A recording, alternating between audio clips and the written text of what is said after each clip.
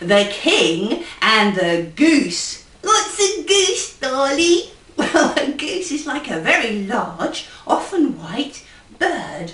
Like a turkey? Well, yes, sort of like a turkey, but with a longer neck, I think. Are you sure?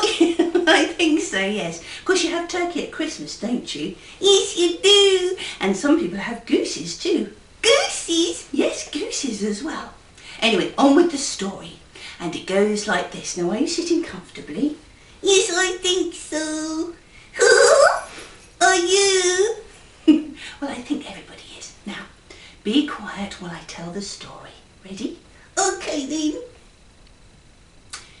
A long time ago, there once lived a king whose wisdom and knowledge were vast.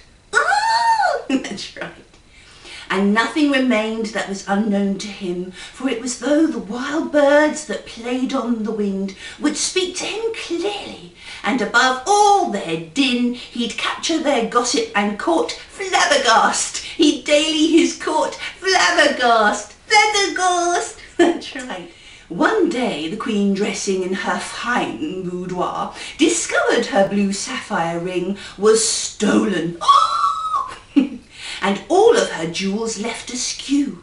She blamed all her servants, her chambermaid too, and if we had been there, she would have blamed you. She roared, "Ask the man who knows everything! Ask the king who knows everything!" She talked funny, she did. The king viewed the scene, and he ummed and he ahed, though his wisdom and knowledge were vast. And he scratched at his head, and he fingered his chin.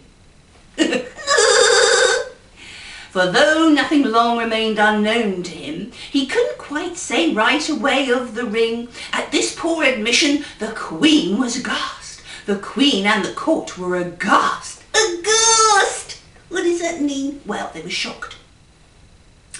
That evening, the Queen, in a rage of despair, told the king he must sleep in the woods. Oh.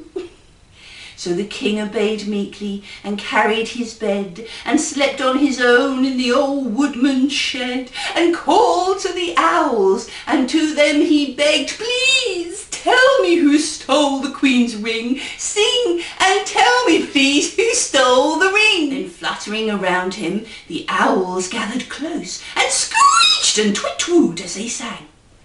The king listened closely, and above all their din, the truth came to light as to who stole the ring, and thanking them kindly, the sleepy old king said, "Tomorrow that burglar shall hang, shall hang. Tomorrow that burglar shall hang." He's very silly dice too. Yeah, well, it was a bit strange, wasn't it? Yeah. Bright and early next morning, the king returned home, and asking the Queen for a truce, he ordered the court to assemble to him. The dukes and the duchesses came gliding in, surrounded by viscounts and lords piddling. "The thief of the Queen was the goose, the goose. The thief of the Queen is the goose." The goose! We knew it was.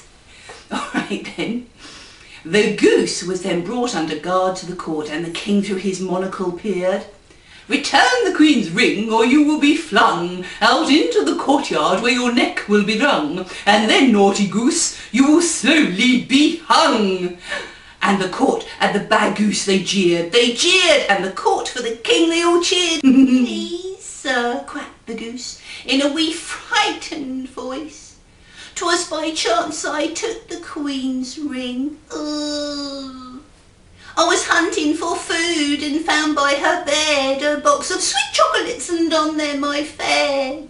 And as each was wrapped prettily, must instead have swallowed her sapphire ring, her ring so unappetizing. Dog goosey." Yes, Duncan. "Good Lord," cried the Queen, "you poor silly goose. Now tell us, pray, where's now my ring?" "My Queen," hushed the goose, "it's stuck in me throat. Oh. I swallowed it whole and move it just won't, and it is so heavy I could not keep her afloat." And this the Queen found upsetting. Yes, this the Queen found upsetting. "You sure you would, wouldn't you?" The Queen thought for the moment and looked at the goose, and then with a triumphant tone she said, "Please don't worry, you poor little thing, for we have a ruler who knows everything, and he'll know the answer, so let's ask the king, and soon our dilemma is done, is gone, and soon our dilemma is done." The king knows the answer. The king looked quite puzzled and stared round the court. And all of the court stared at him.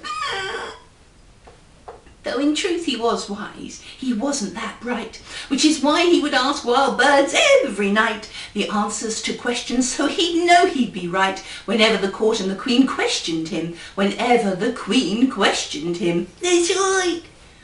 But seeing the fear on the goose's sad face, and the Queen's belief in his brains, the king took a pause and said with some ease, "To dislodge the ring, we must make the goose sneeze." So they sprinkled black pepper upon the goose knees, and the goose sneezed, "Achoo! Achoo!" with a fling, and he caught the Queen's ring on his wing.